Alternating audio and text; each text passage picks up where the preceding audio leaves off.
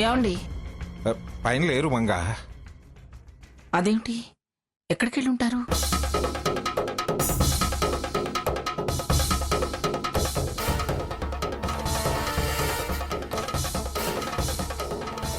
ఎరా కనిపించారా? ఎక్కడ కనిపించలేదు తాతయ్య.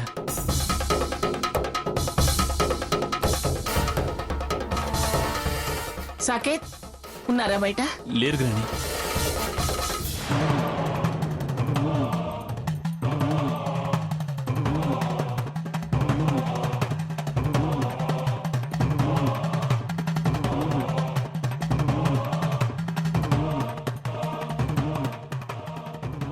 ఇల్లంతా వెతికినా ఎక్కడా కనిపించలేదంటే ఆ స్వామీజీ ఎక్కడికి వెళ్ళి ఉంటారు?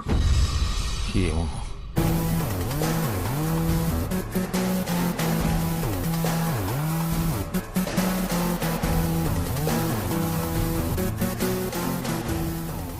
ఆత్మను బంధిస్తా, హంతకులను పట్టిస్తా.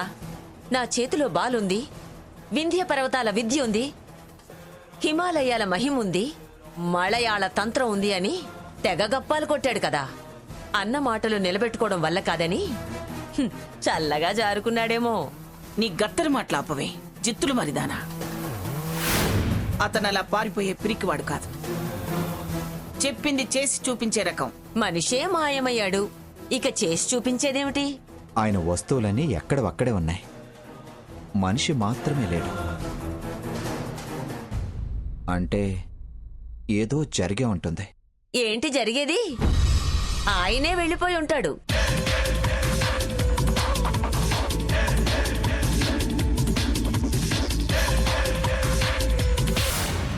నా నేస్తాన్ని గాల్లోకి వదిలేస్తాను. అది తనంతట తానే హంతకులు ఎవరో వాళ్ళ గది ముందుకు వెళ్ళి నిలుస్తుంది.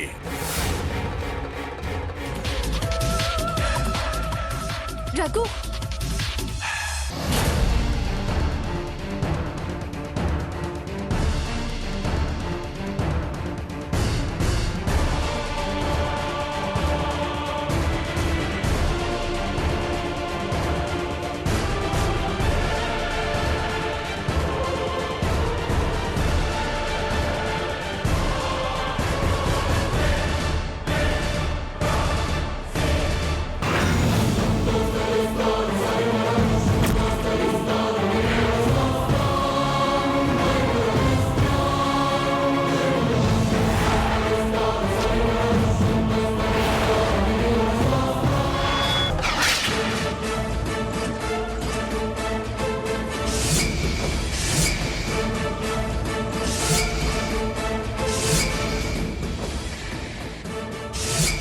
ఎట్లా రంగు?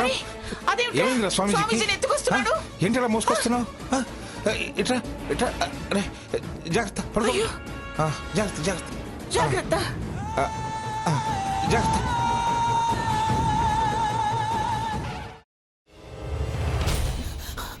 నువ్వు ఇంకేమన్నా చెప్పాలా? ఇంకేమన్నా అబద్ధం చెప్పాలనుకుంటే చెప్పేయి. నేను చూడాలనుకుంటున్నాను నన్ను మోసం చేయడానికి నువ్వు ఎంత నీచానికి దిగజారగలవు అని. ఎందుకు ఆలియా, ఎందుకు నువ్వు ఇలా చేసావు? నీకు తెలుసు కదా నానమ్మ తర్వాత నీ ఒక్కదానిని కదా నేను పూర్తిగా నమ్మేది. ఏమన్నావు నువ్వు? ఈ మధ్య అన్నిటినీ మర్చిపోతున్నావా? అది చాలు. వాటిలో ఉన్న శక్తి విషయాన్ని గ్రహించి మనకు వివరిస్తాయి.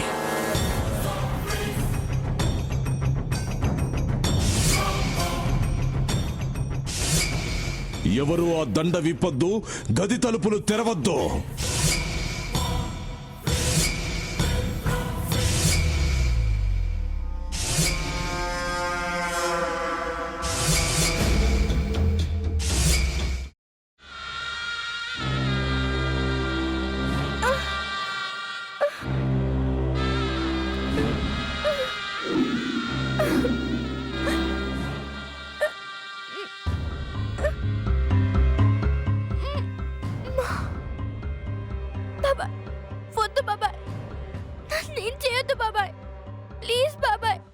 నీకు నిజం తెలిసినప్పుడే నా ఆలోచనలో నువ్వు చచ్చిపోయావు.